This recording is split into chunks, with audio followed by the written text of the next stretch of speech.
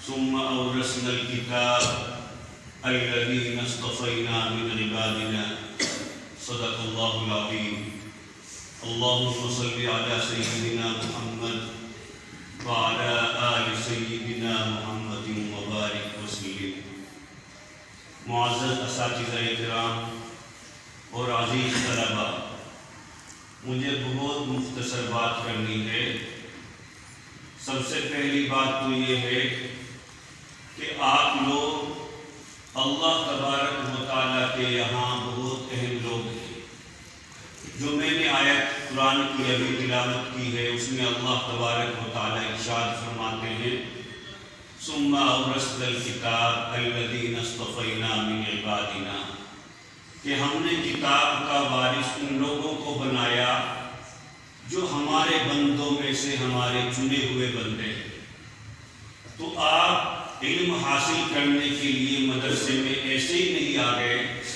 پہلے اللہ تبارک و تعالیٰ کے یہاں آپ کا چناؤ ہوا. پہلے اللہ تبارک و تعالیٰ نے آپ کا انتخاب کیا، آپ کا سلیکشن کیا، اس کے بعد آپ یہاں مدرسے میں پڑھنے کے لیے تشریف لائے. تو آپ لوگوں کا اللہ تبارک و تعالیٰ کے یہاں بہت بڑا مقام ہے.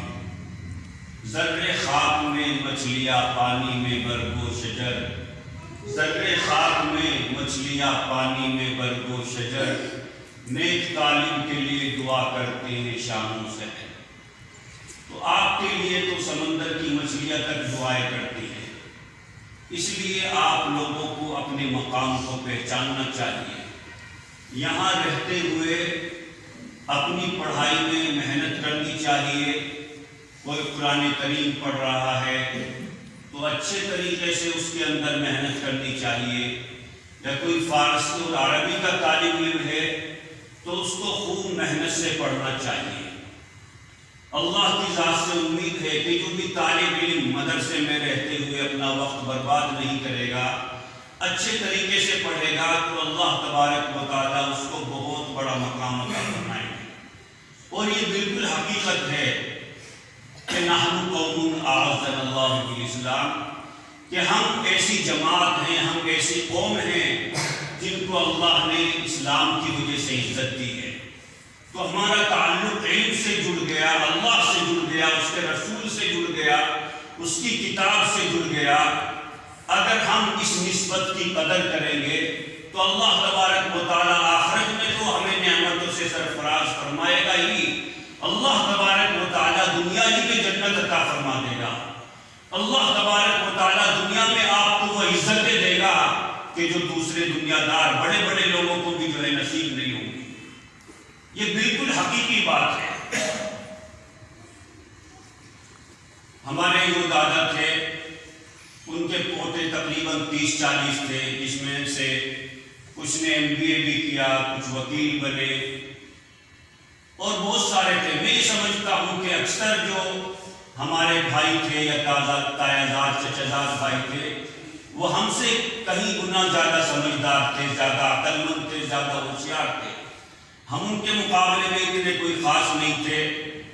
لیکن اللہ تبارک و تعالیٰ نے اپنے علم کے ساتھ جوڑ دیا، اپنے ساتھ ٹوٹا پھوٹا تعلق عطا فرمایا.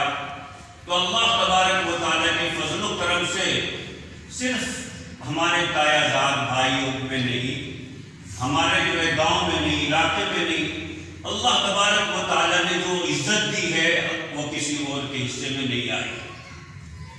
تو آپ لوگ تو ماشاءاللہ ہم سے زیادہ عقل مند ہیں، سمجھدار ہیں، ہوشیار ہیں، ذی استعداد ہیں.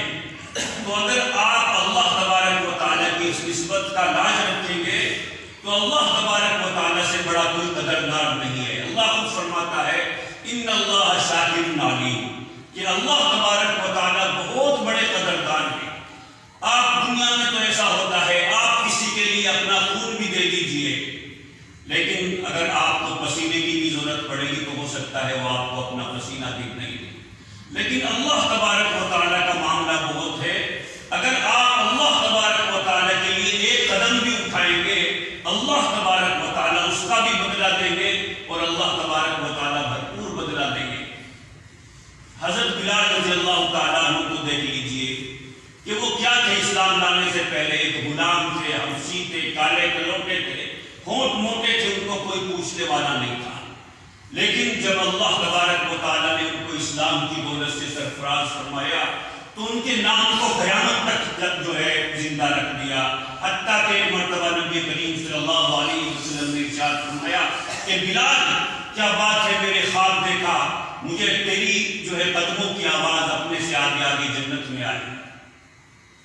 انہوں نے فرمایا کہ اور تو کوئی خاص عمل نہیں، جب میں وضو کرتا ہوں تو تحیۃ الوضو 2 رکعت ضرور پڑھتا ہوں۔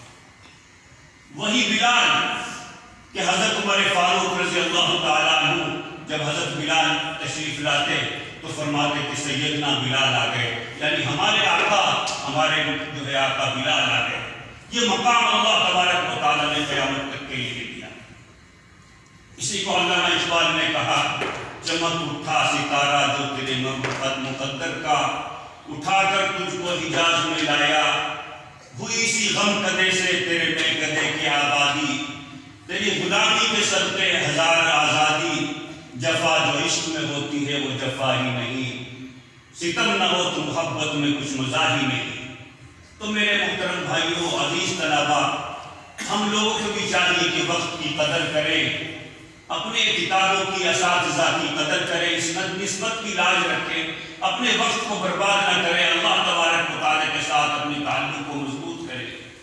اگر ہم اس بات کو سمجھ لیں گے تو انشاءاللہ دنیا ہی میں بھی اللہ تبارک و تعالیٰ کو عزت دے گا کہ جو دوسرے لوگ کے حصے میں نہیں آئے گی۔ اللہ تبارک و تعالیٰ مجھے بھی اور آپ لوگوں کو بھی صحیح طالب علم بنائے، اور اللہ تبارک و تعالیٰ مجھے بھی اور آپ لوگوں کو بھی اپنے سے تعلق مضبوط کرنے کی کوشش عطا فرمائے، تاکہ اس کے طفیل اللہ ہمیں دنیا میں بھی کامیاب کر دے اور آخرت کی بھی کامیابی ہمارے حصے میں آئے۔